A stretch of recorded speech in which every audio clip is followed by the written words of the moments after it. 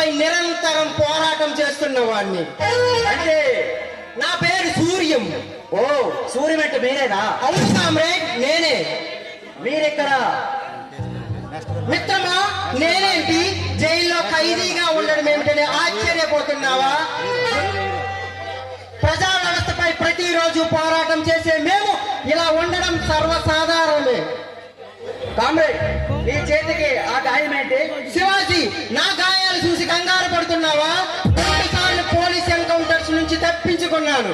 Comrade, మీరు ఎవరో తెలియదు కానీ ఈ దోపిడీదారుల దోపిడీకి ఆహుతైన ఒక సమిధివని మాత్రం తెలుస్తుంది. పుట్టుకతో ఏ మనిషి కూడా నేరస్తులు కాదు. ఈ పరిస్థితి ప్రభావం వల్ల అలా మారిపోవలసి వస్తుంది. ఇది అందరికీ తెలిసిన సత్యమే. ఈ పరిస్థితిని మార్చేది న్యాయానికి చట్టానికి లేదంటారా? జైల్లో సూపరింటెండెంట్ గారిని రూల్స్ తో అదరగొట్టారు. మీరేమైనా లాయరా? కామ్రేడ్, ఒకప్పుడు లాయర్లే, కానీ ఇప్పుడు కేవలం నేరస్తులు మాత్రమే. అయినా నేను మీలాంటి వాడి కోసమే ఎదురు చూస్తున్నాను కామ్రేడ్. దేనికి కామ్రేడ్? మన విప్లవ పోరాటాన్ని నీకు అప్పగించడానికి. రేపు నాకు ఉరి తీస్తారు, అందుకని నా విప్లవ పోరాటాన్ని నీకు అప్పగిస్తాను కామ్రేడ్. రేపు వృత్తి ఎత్తారని తెలుసుకోవడం ఎంత ధైర్యంగా ఎలా ఉన్నారు కామ్రేడ్? అది మన సిద్ధాంతంలో భాగమే. రేపు మన విప్లవ పోరాటం గురించి కొన్ని విషయాలు చెబుతాను, జాగ్రత్తగా విను. చెప్పండి కామ్రేడ్. బస్సులు జీపులు తగలబెట్టడం మన సిద్ధాంతం కాదు కామ్రేడ్. జీనేహతో మరణేసేతో గతం గతం పరి లడ్డేసికే అన్న నినాదమే మన ఊపిరవ్వాలి. మరణానికి సిద్ధంగా ఉన్నవాడు ప్రాణాలను గడ్డి పరగలా భావిస్తాడు కామ్రేడ్. కామ్రేడ్, పేదల వదులుకొని మనం ఏం సాధిస్తాం కామ్రేడ్? భూమి తల్లికి విముక్తి. పేదవాడికి భూమి అన్నం పెడుతుంది, పెద్దవాడికి అధికారాన్ని ఇస్తుంది. ఆ అధికారం నిలుపుకోవడం కోసం వాళ్ళు ఆక్రమించుకున్న పొలాల్లో మన ఎర్ర జెండాలి పాతాలి కామ్రేడ్. ఆ ఎర్ర జెండాకి అంత విలువ ఉందంటారా? ఏడుకొండ వాడంటే పాపభీతి, ఎర్ర జెండా అంటే ప్రాణభీతి. ఎరుపులో మెరుపు ఉంది, మెరుపులో పోరాటం ఉంది కామ్రేడ్.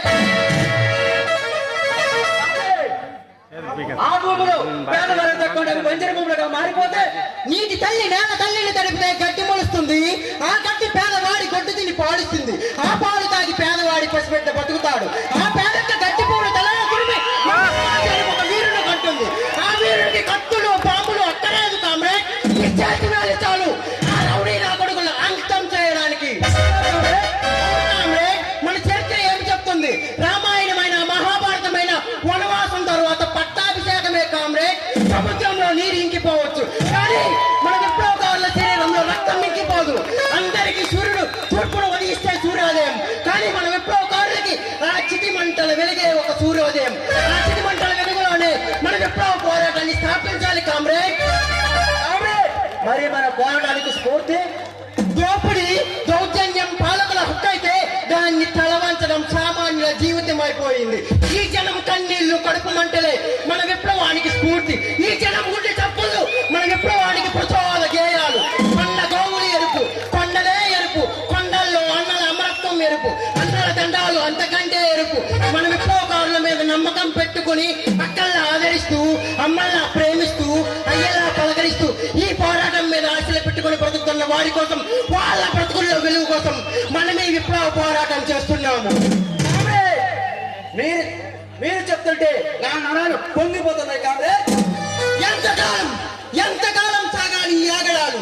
ఈయనను కూడా దేవతగా పూజించే అర్ర మరిక లేని జాతిపై ఎంతటి రాక్షస కాండ ఎవరిచ్చాడు ఈ సామ్రాజ్యవాదులకి హక్కు?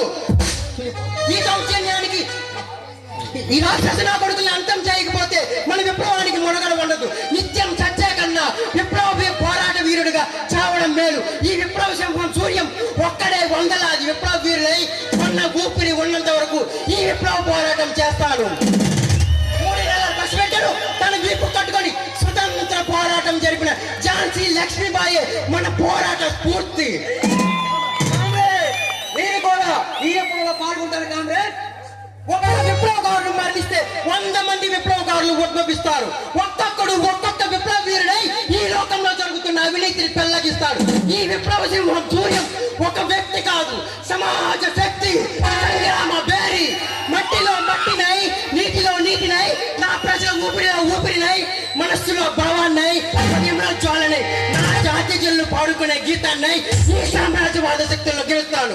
నేను నమ్ముకునే సిద్ధాంతం కోసం, నా జాతి ప్రజల కోసం ఒక్కసారి కాదు కామ్రేడ్, 100 సార్లైనా ఉరిదించుకోవడానికి సిద్ధంగా ఉన్నాను.